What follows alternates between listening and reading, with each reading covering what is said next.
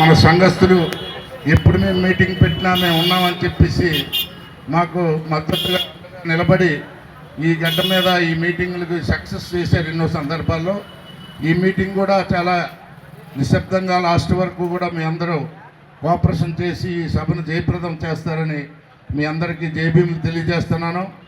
మన రేంజర్ రాజేష్ అన్న గారు ఖాళీ లేకుండా దేశం మొత్తం మీద అంబేద్కర్ చైతన్య యాత్రలు చేస్తూ డాక్టర్ బాబాసాహెబ్ చేసినటువంటి అనేక పనులు, అతని వల్ల మనం ఈ భారతదేశంలో ఎంతోమంది ఆఫీసర్లు, కలెక్టర్లు, ఎస్పీలు, ఇంజనీర్లు, డాక్టర్లు, టీచర్లు అయినప్పటికీ కూడా బాబాసాహెబ్ అంబేద్కర్ ఉద్యమాన్ని మర్చిపోయి వాళ్ళ ఇళ్లలో కూడా ఒక అంబేద్కర్ ఫోటో ఉండదు.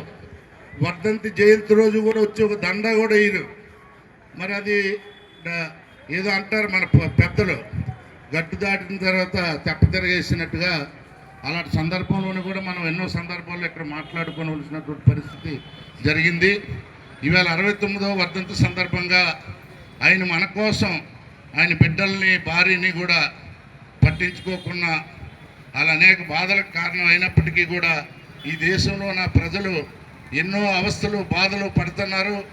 ఊరికి దూరంగా, బావికి దూరంగా, విద్యకు దూరంగా, భూమికి దూరంగా, ఉద్యోగాలు లేకుండా అనేక అవస్థలు పడుతూ బానిసలుగా వివక్షణ ఎదుర్కొంటూ చాలా బాధలు పడుతున్నారు. వాళ్ళ కోసం ఎలాగైనా వాళ్ళు విముక్తిపరిచి తీసుకురావాలనే ఉద్దేశంతో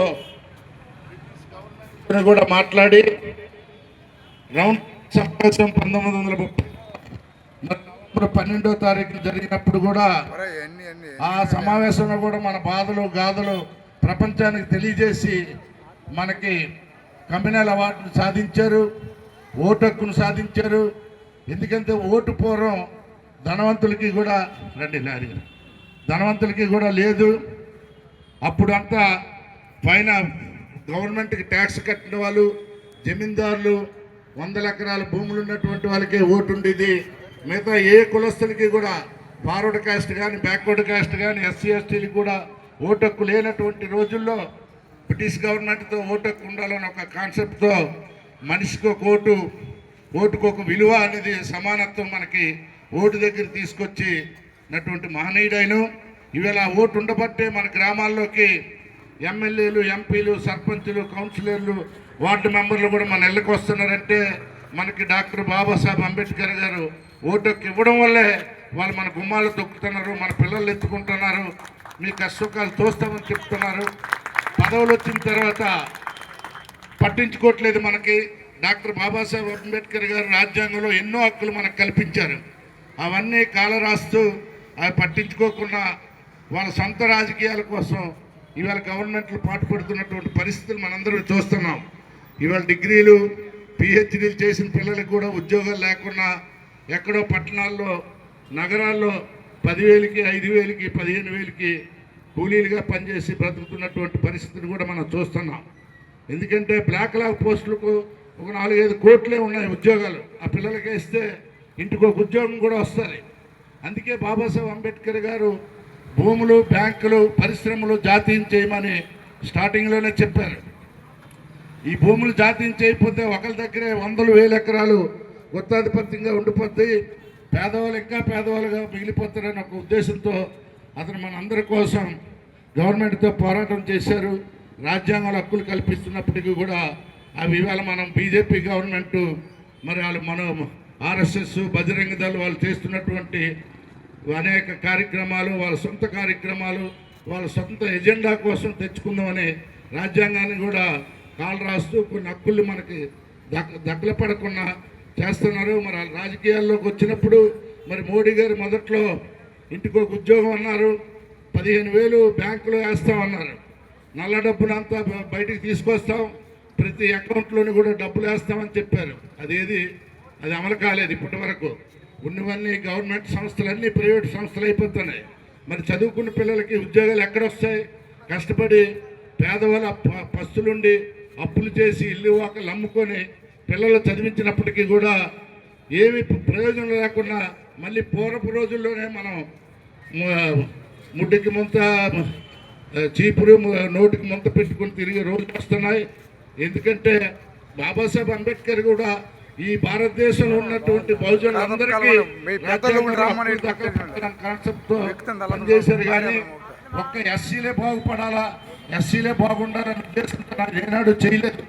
ఆ రాజ్యాంగంలో హక్కులు కల్పించబట్టే వీళ్ళ బీసీ కూడా ఎన్నో మంచి మంచి అవకాశాల్లో ఉద్యోగాల్లో ఉన్నారు. అవేవి కూడా ఎవరు కూడా పట్టించుకోవట్లేదు. ఆ అంబేద్కర్ గారిని జయంతి రోజు కానీ వర్ధంతి రోజున కూడా తనసట్లేదు. అది వాళ్ళ దౌర్భాగ్యం. ఆ ప్రపంచ మేధావిని ఇండియాలోని అంత అనగదొక్కాలనుకున్నా ఇవాళ ప్రపంచంలో అన్ని దేశాల్లో కూడా జయంతులు చేస్తూ కృషిని వాళ్ళ దేశాల్లో అమలుపరచడానికి కూడా ఈ ప్రపంచంలో అంత మేధావి అంత ఉత్తముడు ఎవరు చెప్పేసి కూడా ఐక్యరాజ్య సమితిలో కూడా తీర్మానం చేయడం జరిగింది. ఇవాళ ప్రపంచ దేశాలు మన భారతదేశ ప్రధానమంత్రిగా నేను ఎవరు అక్కడికి వెళ్ళినా ముందు బాబాసాహెబ్ అంబేద్కర్ గారి కాళ్ళకు దండం పెట్టి పూల గుర్తు పెట్టి నమస్కారం చేసి వస్తున్నారు. ఆయన ఉద్యమాన్ని ఆయన హక్కుల్ని కాలరాస్తూ మనకు అందకుండా మనం ఇంకా పేదవాళ్ళు అయిపోయేటట్టుగా చేస్తున్నారు. దీని ఒక్కటికి అంతటికి పరిష్కారం బాబాసాహెబ్ అంబేద్కర్ గారు 1942లో చెప్పారు. భవిష్యత్ భారత రాజకీయాల్లో సర్వతోముఖాభివృద్ధి చెందాలంటే ఖచ్చితంగా విద్య ఆందోళన సంఘటితం అయితే కానీ మన హక్కులు దక్కలపడవు. ఇది నిరంతరం ఆరని అగ్నిలా కొనసాగాలని చెప్పారు. మన పోరాటానికి తుది అంటూ లేదు. రాజ్యాంగం కొత్తలో కూడా మానవత పరిపూర్ణత చెందాలా, ఏదో రకంగా అధికారం వచ్చినా ఆర్థికంగా పరమార్థికంగా బలపడినా మన సమస్యల పరిష్కారం కాజాలు అని చెప్పారు. అలాగని చెప్పేసి ఈ సమాజంలో మానవత పరిపూర్ణత కోసం అంటే ఈ రోజుకి కూడా మన మేధావులకు కూడా ఎవరికి అర్థం కాక తర్జన భర్జనలో మనువాదులతో కలిసిపోయి ఏదైతే బాబాసాహెబ్ అంబేద్కర్ గారు వద్దన్నారో అదే చేస్తూ వాళ్ళకే భజనలు చేస్తూ తిరుగుతున్నారు ఇవాళ మన ఎంప్లాయీస్ కూడా. మన ఎంప్లాయీస్ అంతా ఓన్లీ ఎస్సీ ఎంప్లాయీసే కాదు, ఎస్సీ ఎస్టీ బీసీ మైనార్టీలు కూడా వీళ్ళందరికీ బాబాసాహెబ్ అంబేద్కర్ అందరి కోసం ఈ సంపద, ఈ భారతదేశ సంపద అన్ని వర్గాలకి చెందాలా. ఏ పని చేయకున్నా అగ్రకులాలు కూర్చొని దర్జాగా 100 ఎకరాల భూములు, కార్లు, బిల్డింగులు, విలాసవంతమైనటువంటి జీవితాలు ఎలా గడుపుతున్నారు. మన అమాయకత్వం వల్ల పోరాటాలు లేకపోబట్టి ఇవాళ అంబేద్కర్ వర్ధంతి ఈ పట్టణంలో జరిగితే ఎంతోమంది కొన్ని వేల మంది వచ్చి ఈ సభను జయప్రదం చేయాలి. ఇది అందరి సభ, ఇది ఒక్క నా సభ మీ సభ, అంబేద్కర్ గారి కోసం కాదు ఈ సభ. అందుకు రేంజర్ రాజేష్ గారు మాట్లాడినంత వరకు కూడా సైలెన్స్గా అందరూ ఉండి ఈ సభను కూడా జయప్రదం చేస్తారని మీ అందరికీ విన్నవించుకుంటూ జై భీమ్ తెలియజేస్తున్నాను. ఇప్పుడు మన